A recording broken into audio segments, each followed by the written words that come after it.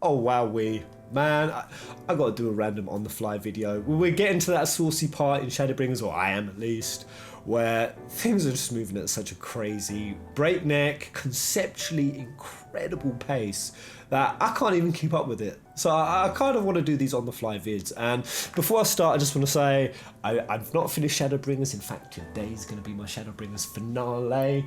You might be seeing this video after I've already done that. So I'm just talking about up to Amaurot.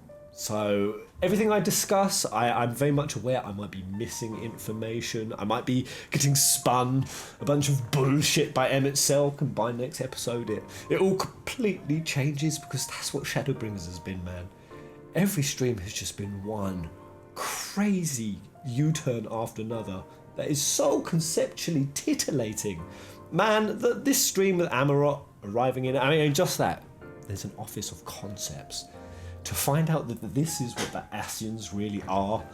After playing 14 for 3 years, oh god, it's almost overwhelmingly beautiful, but sad at the same time. And this is what just the area of Amaurot, this giant city, the scale of which is just incredible, is so beautiful. Yoshi P and the team, holy shit, guys. With the music and like the ticking clock, just watching this ancient race that sort of lived in paradise, and this is what their last days before the calamity. And Emet Selch showing us this, like, I'm very much aware that this is Emet Selch, his conception of it, his creation, kind of like Zanarkand. Like, just feel like all their themes and influences that have come into Shadowbringers, from 8 to some Type 0 savagery, from 12, but now to feel like this really strong Zanarkand vibe, but taken to even what I consider conceptually next level.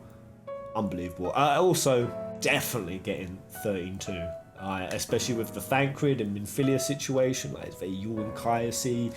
I thought that was all emotional, and the whole time Emmett's doing his thing, I was already sold that this villain was strong, but after arriving at Amaurot, man, oh my god. I finally get what people are saying. Emet is just one of the best villains in this franchise. He's got the title, he's earned it for me. And I wanted to talk about why, because there's been loads of things as I've played through this expansion that people have called out my viewpoint on, especially with the Ascian scheme, the morality of it, the ethics, the idea that Emet wants to return all of these broken, fractured souls, fractured across 14 different reflections, back to their wholesome original state when they were essentially like gods. And this thing, as I'm walking around the city, I'm just marinating in what actually happened here. Yeah, man, it really clocked like these are gods. Now I know, because someone mentioned it, that they're not immortal per se, they live very, very long lives, but the idea that these beings have the power over creation, and they've created this civilization where it seems to represent the utopia I kind of always imagined a paradise would be. Now, in the way that they communicate, the way that they converse, you know, they're respectful, they're civilized. What passes for conversation in this place is actually substantive versus the shit posting that we call, you know, having a conversation. They all seem very understanding, very nurturing. You've got the elders, and they guide the younger ones, and they all genuinely seem happy. All of them get to express their true creative potentials, insights, intuitions. Like, it's nurtured. And as I'm going through it, I'm thinking, oh man, I'm being quite envious of certain aspects of like, oh, why can't we do things like this? Why can't we do things like that? Why can't we manage our societies in these kind of utopian style being presented in this game? But then while I was curled up in an existential fetal ball after the stream, I'd left it running. I came back and I just wandered around the city on my own, off stream, no distractions, and suddenly I got a whole different vibe. I'm walking around, I'm just looking at these ghostly figures, you know, chatting together, all with these masks and no identifiable clothing or identity. Like, individuality just doesn't exist. And I don't know, man, it felt sad. It really felt sad. And suddenly I realized that as I was watching this, I was like, Yoshi P and the team, they've set up so the very values that I've come to, just that value as a human being, was suddenly being questioned.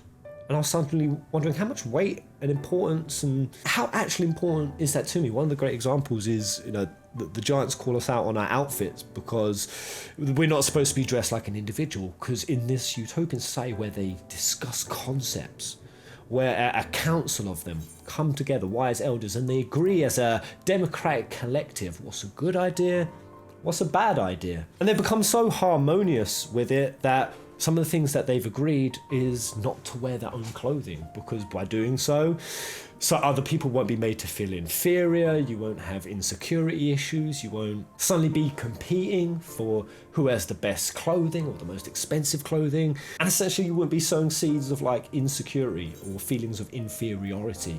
And that's how they've created this paradise. And even just that concept there, I was like, holy shit, but not being able to dress yourself as an individual, not being able to stamp your own identity, your own unique expression, it felt so sad. It felt so obviously detached from my human nature. And I literally went off stream and I was asking like Tash and my mates on that exact point. I was like, do you think it would be a good idea if we all just dressed the same? And man, each of them gave me a wildly different answer. Some of them were like, no. Some were like, maybe. No, and I consider even like places like monasteries, like monks and temples or nuns, ideologies that are there for people to essentially try to do what? Dissolve their egos. And in these places they all wear the same outfits, the same robes, ashrams and whatnot. They'll all dress the same because these individuals are training to dissolve their ego. And that's what I realised is, while certainly Emet's original people there and the Asciens, they must have had their own identity, their own opinions, their own personalities, they didn't really have egos, no individualisation. And while that initially seemed like an amazing, beautiful thing, because your ego is that fucker who breeds all that suffering and miscontent into your life, but at the same time, at what cost had this all come? And there's just so many other themes that I could ramble about that draw from so many philosophies, the nature of the soul, death, philosophy. There was that whole morality, I think it was the office of rhetoric, where you were literally discussing like rhetorical situations of like intervention and when is it right, when is it a necessity, and that started making me rambling about this concept and that one, and that was pretty much the whole stream. Like, it was making my brain pinball around these different concepts and thoughts and opinions that I had, and ones that I was like genuinely expressing for what felt like the first time. Like, 14 was making me think new thoughties. And that's a powerful ass thing, man. Meant all that a moment as kind of what simplistically presented this realistically is. Like, it's not overly convoluted, and yet it's that thought-provoking. And I think that's why this is just really landed. But I started thinking, okay, so this is paradise. In the paradise, I kind of imagined in my head, everyone would be stripped of their ego. Everyone would become like a collective consciousness of sorts. Not to say there wouldn't be no dissent opinions, because that's the thing, that's what I like about the way they framed it. To see this race that have come up with this structure, this society that essentially removes that, it really felt freaking empowering. And for a moment, just like I've had repeated moments of this with Emet Selch, it was just like these moments of like sympathy and almost agreement. Now I want to quickly say some people hate it when I say that, and they'd be like, oh Pez, you don't get it. You don't get it. You're basically agreeing with the Nazis. No, it's not the same. I get Emet Selch wants to restore all of the races that had become like these unique individual expressions. They become the creation instead of the creator, but I'll get onto that in a moment. Oh goddamn. But I don't think Emet Selch's plan is anything like racial superiority, because what he's showing us here, and again, I tend to think Emet Selch doesn't lie. That's why when I'm sitting wondering, oh no, could this all be a bit of BS, a bit of misdirection, the people won't actually like this? I think that they've set Emet Selch up as a character to tell us that what he shows us most of the time is true. Sure, he'll do half-truths and whatnot, and maybe that is the case for this, but I don't know. I tend to believe in that this was the case, and especially when they're weaved in such beautiful things like Emet Selch having a friend who comes to speak to us isn't aware. They're aware this is an illusion. They're just phantoms of a past time. And it's because Emet Selch valued his friend so much that in his thought he thought, If anyone would figure out this isn't real, it'd be my mate. And then that happens conceptually. To see creation, building and blending with reality in this way, I've never seen a game do it in this kind of way. And what really got me thinking is, so we've got these creators and this apocalypse is coming. Again, I could be all wrong on this and more lore on Zodiark might come out. But they create this being Zodiark to help them from the apocalypse. And what Zodiark requires from them is half of the population to begin with. So these creators put their power into Zodiark, their life. And that allows Zodiark to start. But then another half had to give their life to bring back wildlife and create a natural world again. And it was at that point that some Asciens thought it'd gone too far. Zodiark was essentially, I guess, sustaining itself on creation. And yeah, it was so amazing in the game that when I heard Zodiark doing that, I thought, he's gone too far there. That's exactly the point where they then said that's why hydaelyn was created. But do you know what I mean? But my thought of that preceded the reveal of it. And that's what I found about Shadowbringers is it's constantly framed its story in such a consistent, well-written, well-presented way that I've been able to draw my conclusions before the game even fed them to me. And that's a powerful thing. For a game to do something like that, for an area that when I walk around it, just listen to the theme, that I get all of this sense that, holy hell. So did Zodiark consume all of these creators? And then when hydaelyn sundered Zodiark, was that the moment when hydaelyn essentially freed the creation that all of those creators had put into Zodiark, freed it so that the creators could become their creation? Like actually live the things that they had conceptually come up with. Because that's what I found kind of sad as I'm looking at these like blank, egoless, identityless faces, these ghosts just sort of walking and fading in the background. I'm getting this real solemn sense that while it's conceptually paradise to me, it doesn't feel it. Like there's something that's opposing it in my human nature. Like there's something within me that is just saying no to it, is rivaling it. Like, it doesn't feel right.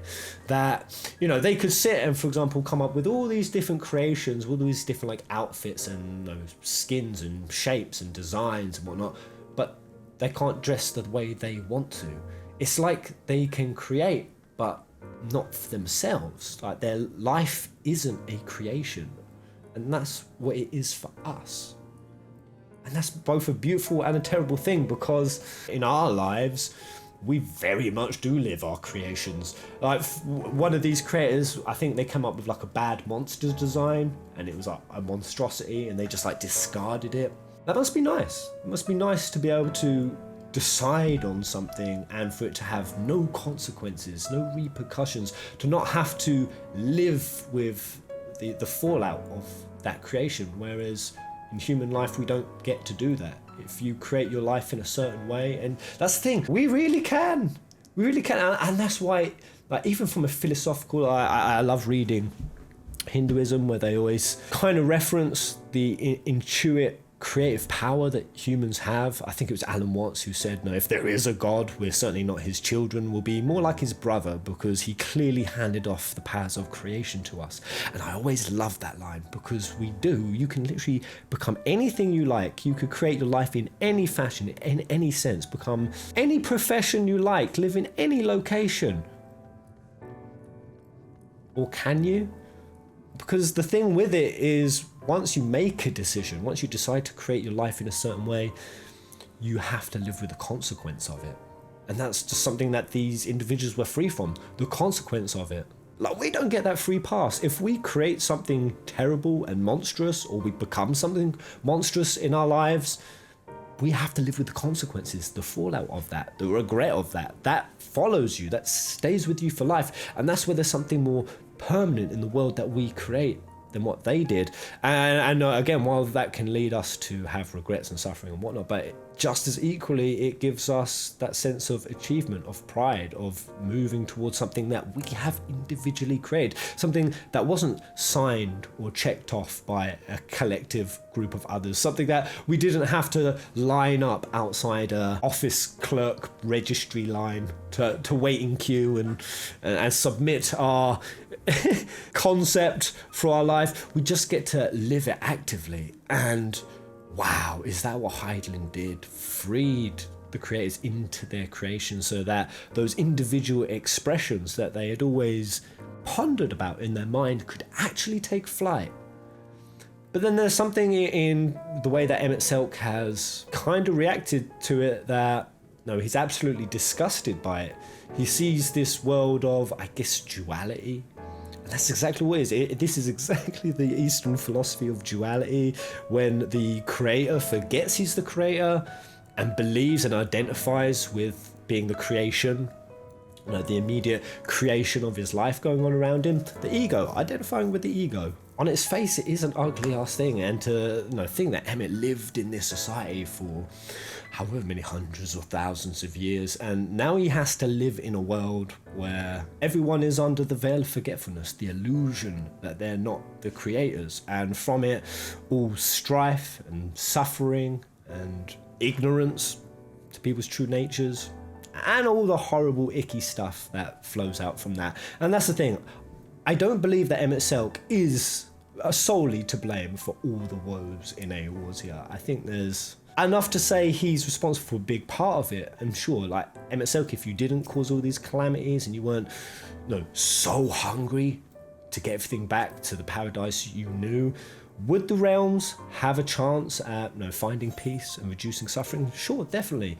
But at the same time, I don't think he's responsible for all of it. And that's why I really loved the line when he said that under hydaelyn's plan, he's seen more people suffer and die than anything that Zodiark did. And it's true, hydaelyn brought the very notion of mortality, illness into the world, consequence.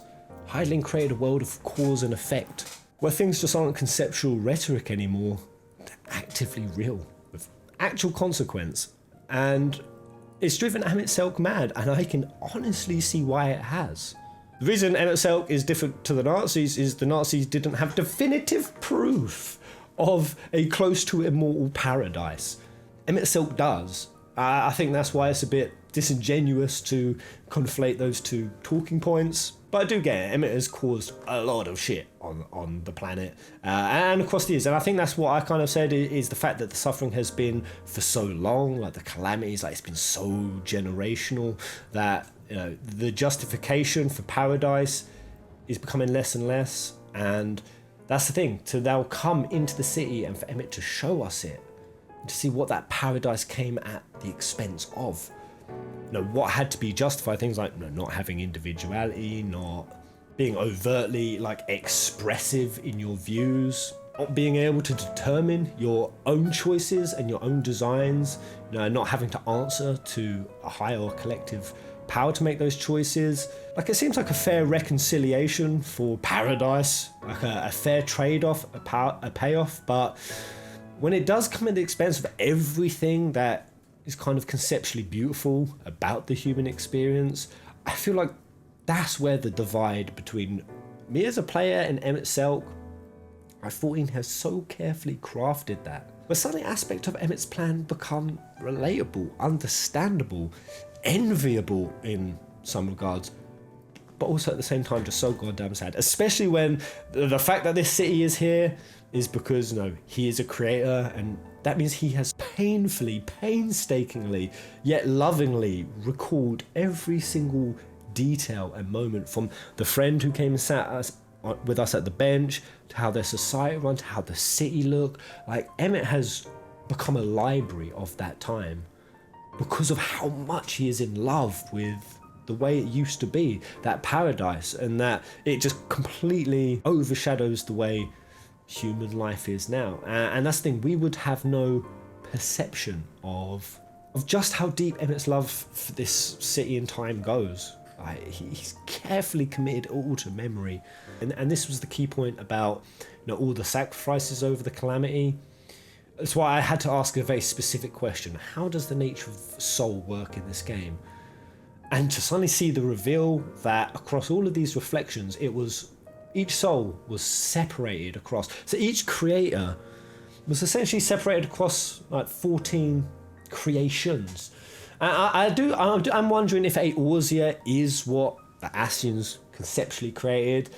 It seems that way. Again, I might be wrong and shit might change real quick in the story, but it seems that way because, you know, they were designing stuff like the white line with the wings and other things that we see in the Eorzean world. So it's like Eorzea is a mix of everything that Asciens created, which makes sense with Zodiark being sundered, hydaelyn releasing out, and that these individual creator souls are living across multiple variations of their creation. Like suddenly there's these two crazy divergent paths. One where Emet Selch destroys all of these reflections and those souls get to become restored, wholesome versions of their, you know, true power and creator selves rather than, you know, fragments, but still with the creator ability. That's why I think like icons. I finally freaking get icons. Everyone is still a shard of a creator, so they have some creator capacity with them, power, but not that much. So it takes like groups of them to summon primals as well as ether energy.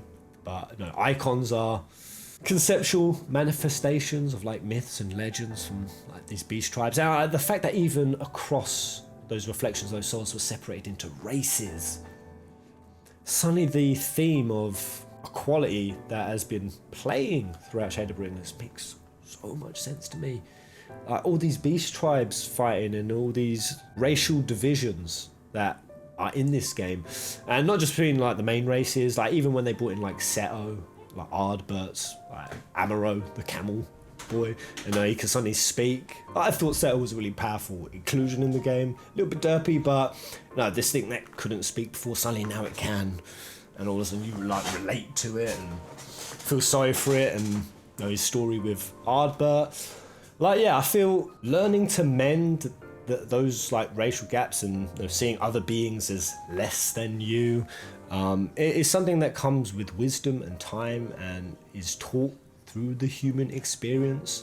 Now, when we see that now with Warrior of Light, like Ardbert, he went through his journey and like learned stuff, and now to know I'm, as the Warrior of Light, a soul fragment of him. So like through learning and going through the world and actually like picking up these values, these lessons, being challenged with the daily pull between right and wrong, good or bad, you know, building your moral compass, and that is slowly restoring me back to 8/14 or 9/14 or where it's like back to the creator stage. Kind of like this ideological battle between, you know, macro fixing society and micro fixing it. Like, does everything get better when we decide to make it better? When we implement policy or rules to try to make things better? Or is it when every individual slowly moves towards that utopian spot? And this is where it starts getting real all cheesy and lines like, be the change you want to see in the world.